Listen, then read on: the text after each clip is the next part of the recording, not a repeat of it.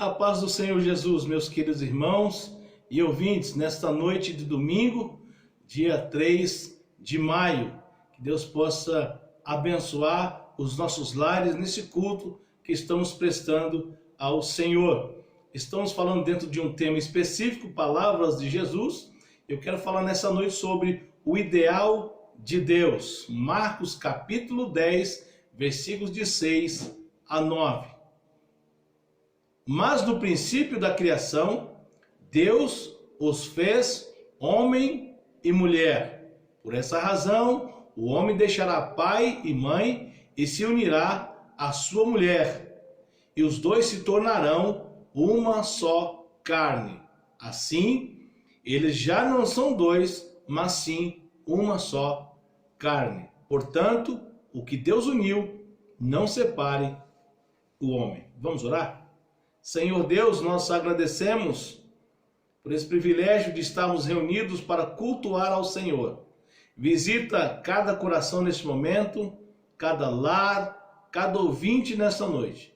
Que a tua palavra possa, de alguma maneira, mudar os nossos corações. Obrigado por esse momento que estamos prestando culto ao Senhor, por esse privilégio. Queremos nesse momento pedir por essa nação, pelos nossos governantes, a que eles possam ser, ó Deus, conduzidos pelo Senhor.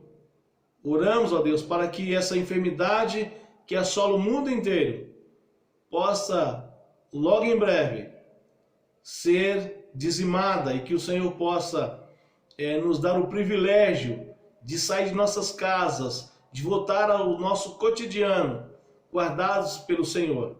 Pedimos pelos oficiais que estão trabalhando na linha de frente no combate a essa epidemia. Oramos pelos profissionais da saúde, os profissionais da segurança pública, guarda e protege todos eles. Queremos pedir por aqueles que foram infectados por essa doença, que eles possam ser, ó Deus, curados para a glória do Senhor. É a nós, teu povo, seu servo, o Senhor possa guardar conforme a tua santa e bendita vontade. Obrigado pela semana que passamos, por essa que se inicia, para que todas as coisas que ocorrerem concorram para o bem de todos nós. Abençoa-nos nessa noite. Fala conosco. Nós oramos, agradecidos por tudo, no nome de Jesus. Amém e amém. Vamos à nossa mensagem, o ideal de Deus. Depois de uma conversa, então, esclarecedora de Jesus com os fariseus sobre alguns assuntos como a vivência da palavra de Deus, a prática da lei, a dureza de coração que vimos a semana passada e a prerrogativa de que somente o homem pode mudar a sua situação do afastamento de Deus por causa do pecado. Agora então Jesus traz a essas mesmas pessoas, os fariseus, qual seria o ideal de Deus para a humanidade.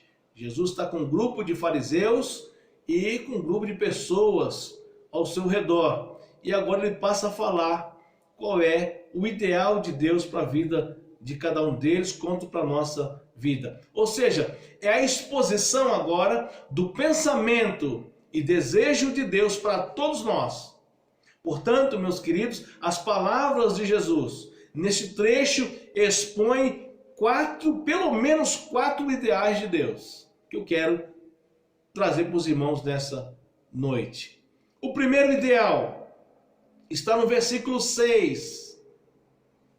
Diz assim: mas no princípio da criação, Deus os fez homem e mulher. O primeiro ideal de Deus que nós encontramos nas Santas Escrituras é a perfeita criação homem e mulher. Desde que Deus pensou lá na eternidade em criar o homem, ele os fez perfeitos. Perfeitos no sentido das suas funções e propósitos, mas com uma liberdade de escolha. Assim, meus queridos, Deus nos formou e nos fez homens e mulheres.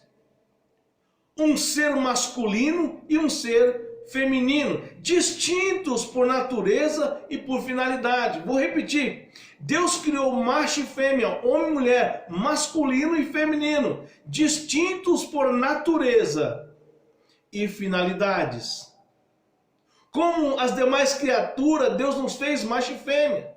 Esse sempre foi o ideal de Deus. E que, ao passar do tempo, veio a rebeldia contra os princípios de Deus. É, segundo as Escrituras, abominação quando não seguimos esse princípio de Deus, essa realidade de Deus. Mas o pecado, que é sempre a rebeldia contra Deus, se estabeleceu. Mais acentuadamente a partir do século XIX, trazendo, segundo o especialista, uma nova abordagem da perfeição, da perfeita criação e da perfeição de Deus, homem e mulher. Como disse Dom Manuel Pestana Filho, e aqui faço também as minhas palavras, diz Dom Manuel Pestana Filho, católico, que o feminismo trouxe, primeiro, a masculinização da mulher, depois a femininização do homem e, por fim, a bestialização de ambos. Eu vou repetir o que diz Dom Manuel para que fique bem claro o que ele disse. O feminismo trouxe primeiro a masculinização da mulher, depois a femininização do homem e, por fim, a bestialização de ambos. Eu acho que dá para nós entendermos perfeitamente o que disse Dom Manuel. O pecado tem trazido sérias consequências à humanidade. Portanto, meus queridos, o ideal de Deus é e sempre será homem e mulher, macho e fêmea. E eu posso dizer perfeitamente, sem nenhum preconceito, o que passar disso é de procedência maligna. Eu não estou aqui questionando a tua posição. Eu estou dizendo uma realidade bíblica da palavra de Deus, tanto quanto uma realidade científica. Não existe outro caminho, não existe outra tese que nós possamos acreditar, porque de fato só existe homem e mulher, macho e fêmea, masculino e feminino. E isso é uma realidade bíblica. A ciência não diz outra coisa além desta realidade. A biologia não diz outra coisa além dessa realidade. Nós encontramos então aqui um contexto histórico e real, bíblico, de que Deus fez o homem perfeitamente, homem e mulher, e que isso possa trazer edificação à nossa vida, à tua vida. Segundo o ideal de Deus, nós encontramos no versículo 7, que diz assim: por esta razão, o homem deixará pai e mãe e se unirá à sua mulher. Segundo ponto que eu quero destacar nesse ideal de Deus é a família verdadeira. Eu tenho escutado, e certamente você também tem escutado, nesses últimos anos, o conceito de família tradicional. A família tradicional é a família que a Bíblia expõe. Entende-se então como família tradicional a união de um homem e uma mulher, e consequentemente os seus filhos, seus herdeiros. Esta é a família que Deus instituiu. O texto é claro, pai e mãe. Esse conceito é aquilo que desde o princípio Deus estabeleceu. Não é algo que possa ser alterado, mudado. E este é o conceito. família tradicional. Diz o texto bíblico que pai e mãe se unirá o filho vai se unir a uma outra mulher ou um homem, né, um casal, e a partir daí torna-se uma família verdadeira, homem e mulher, mulher, homem, e a partir daí a descendência, seus filhos. E isto não pode ser alterado. E não é nenhum preconceito, é a realidade. É a realidade da família.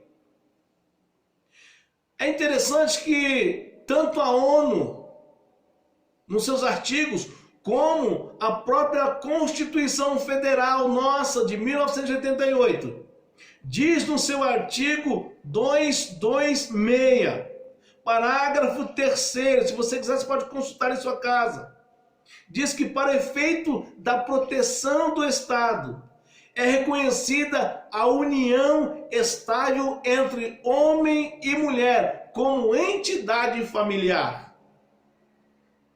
Além disso, o parágrafo 4º diz que entende-se também como entidade familiar a comunidade formada por qualquer dos pais e seus descendentes. A nossa Constituição, tanto quanto a ONU, corroboram com essa realidade bíblica de que a família verdadeira é composta de homem e mulher e seus filhos. O que passa disso, segundo as informações técnicas, inclusive, da biologia, é que o que passa disso é gambiarra, ou seja, fraude. Me desculpe, mas esta é a realidade. Não é uma criação minha. É o que diz a palavra do Senhor, que é o ideal de Deus, e tanto quanto as ciências. Assim, uma família verdadeira, segundo o ideal de Deus, é essa composta por um homem e uma mulher. Essa é a composição familiar verdadeira, a família verdadeira, que é o ideal de Deus para a minha vida e para a sua vida.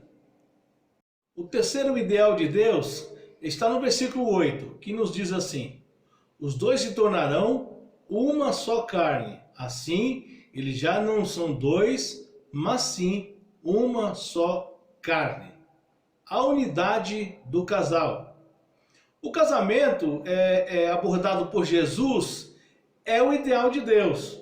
Mas por causa da dureza de coração, temos repetido isso, por causa da dureza de coração, inclusive dos seus inquiridores, os fariseus, era tratado com total descaso, afrontando assim a vontade de Deus. Jesus foi bem claro em sua resposta. Apesar que eles já sabiam, o homem e a mulher se tornarão uma só carne. Ou seja, o que Jesus está dizendo é que esse casal, esse relacionamento seria indissolúvel, inviolável.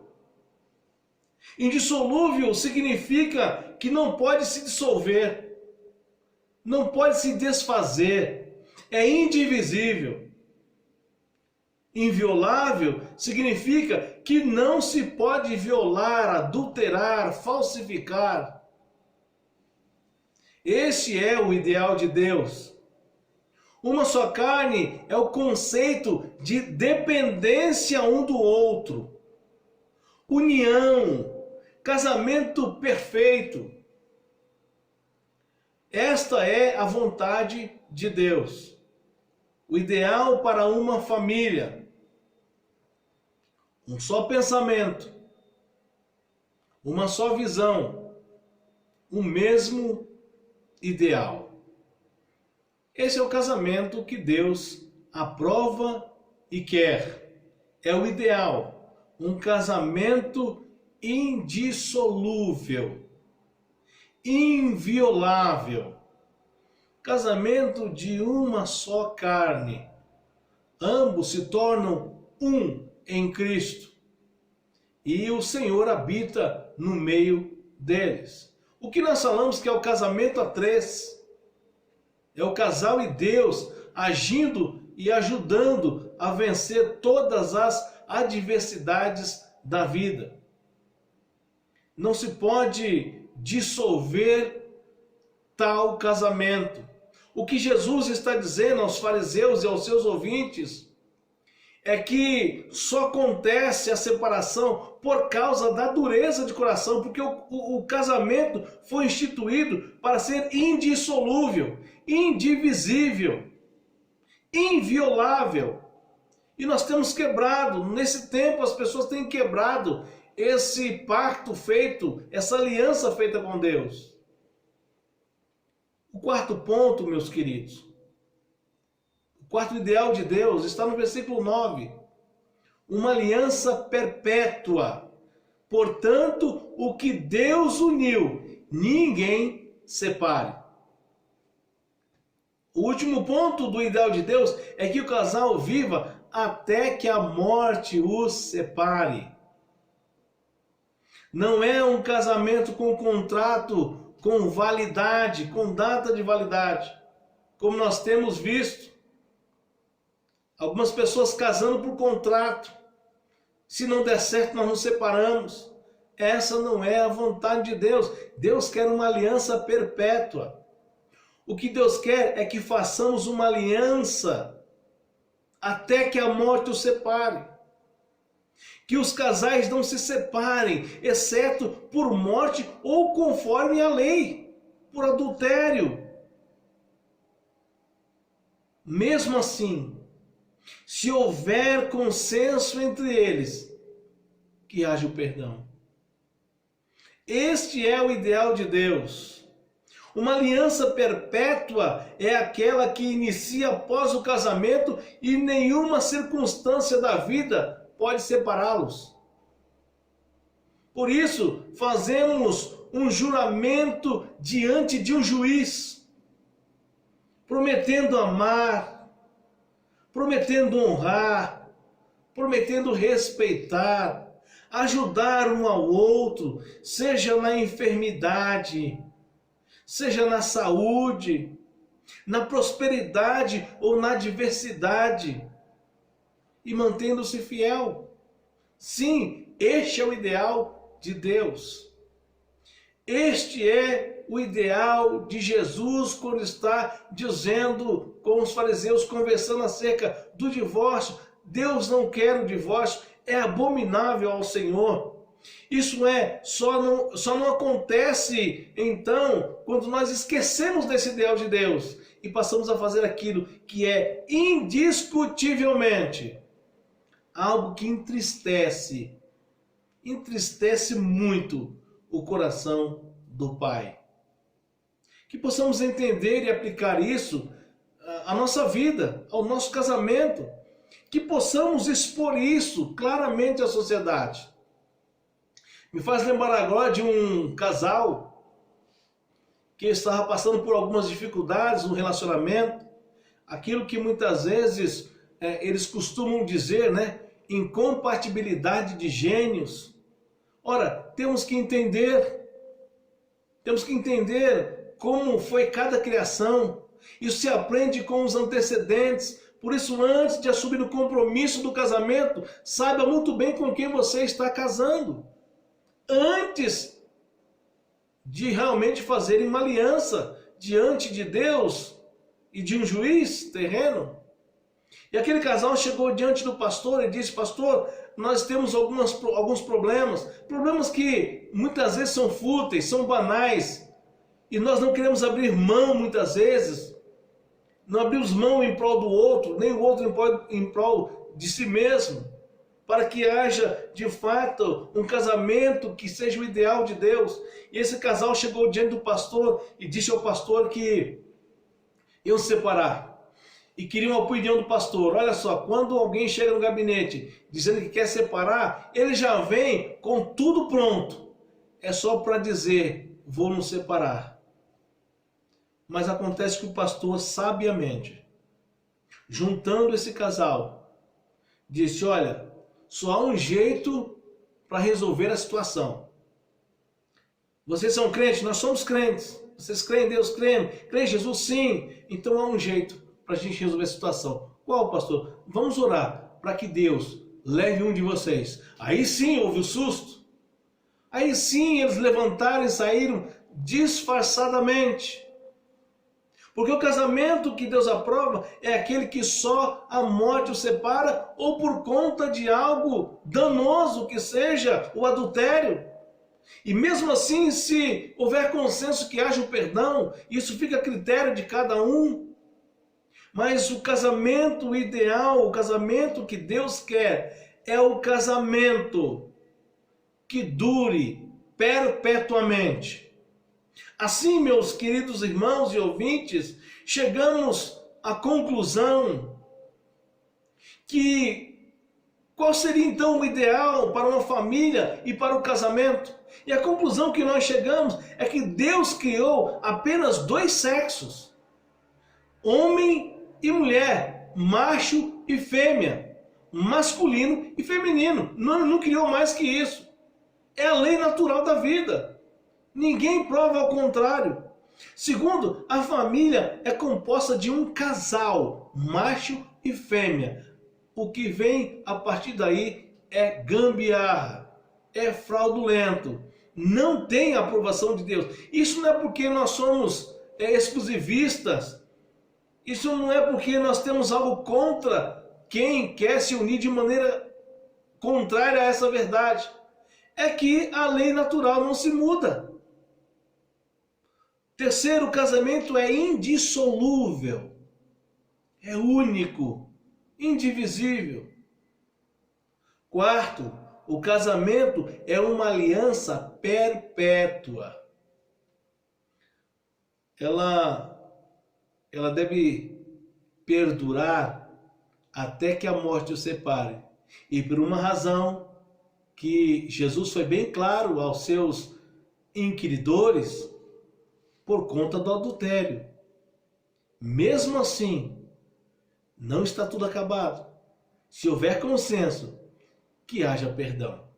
E que Deus nos abençoe nesse domingo, que possamos ser edificados com essa palavra, que possamos entender qual é o ideal de Deus para o casamento.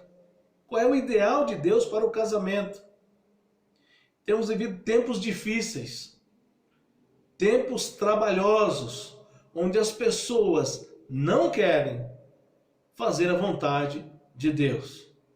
Arrumam todas as desculpas possíveis para continuarem afrontando a vontade, o ideal do Senhor Todo-Poderoso. Que Ele possa te dar discernimento e que você possa entender qual seja a boa, agradável e perfeita vontade de Deus para você e para sua família. Vamos orar?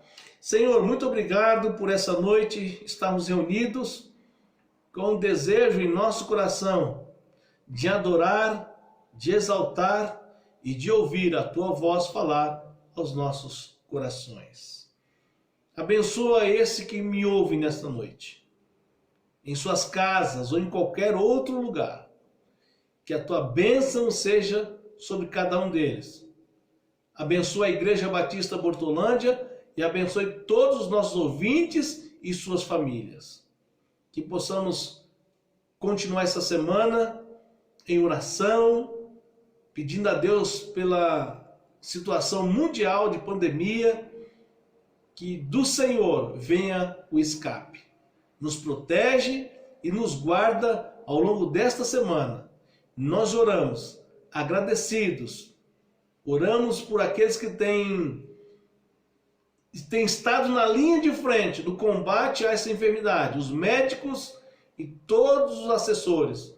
Oramos pelos irmãos e pessoas que trabalham na segurança pública, que estão também na linha de frente no combate. Guarda e protege. Visita cada hospital, cada leito de dor e age conforme a tua santa e bendita vontade. Nos guarda e nos protege como teus filhos. Oramos pela nossa geração, que essa geração possa entender que esse momento é um momento de muita reflexão e momento de achegarmos mais a Deus. Abençoe essa nação, abençoe os nossos governantes. É minha oração grata ao Senhor, no nome de Jesus.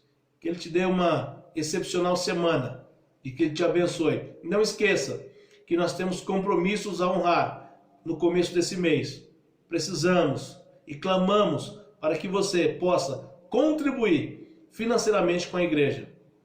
Após a minha mensagem aparecerá aqui a nossa conta bancária na Caixa Econômica Federal, que você possa fazer um depósito do seu dízimo, da sua oferta, da sua contribuição, para que o reino continue abençoando, para que o reino continue avançando, para que o reino possa transformar milhares e milhares de vidas para o Senhor. Continue ouvindo as nossas mensagens, tanto domingo como de quarta-feira, através das nossas redes sociais, YouTube, Facebook, Messenger e demais redes sociais. Não esqueça de passar isso a um amigo, para que ele possa também ser impactado pela palavra. Que Deus te abençoe, que você tenha uma excepcional semana na presença do Senhor.